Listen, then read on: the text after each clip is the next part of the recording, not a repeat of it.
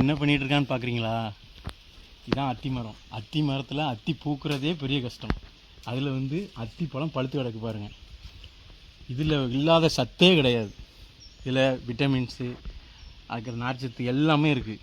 குழந்தைகள்லேருந்து ஆண்கள் பெண்கள் இருபாலருக்கும் ரொம்ப நல்லது. இதில் இல்லாத மருத்துவ குணமே கிடையாது. அவ்வளோ சத்து இருக்குது. இது ஒரிஜினாலிட்டி, அதாவது நாட்டு அத்திப்பழம். அத்திப்பழம்னாலே ரொம்ப பெருசாக இருக்கும். இது ஸ்மால் சைஸில் தான் இருக்கும். இதுதான் ஒரிஜினாலிட்டி.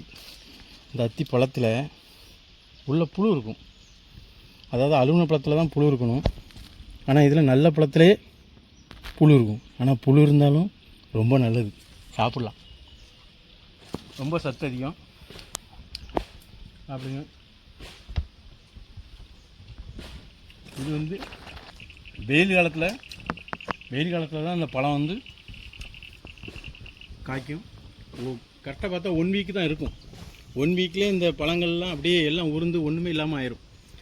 இதை காய வச்சு பொடியாக்கி தேனில் அதை மிக்ஸ் பண்ணி சாப்பிட்லாம். நல்லா பழமாக அஞ்சிட்டு போய் பழத்தில்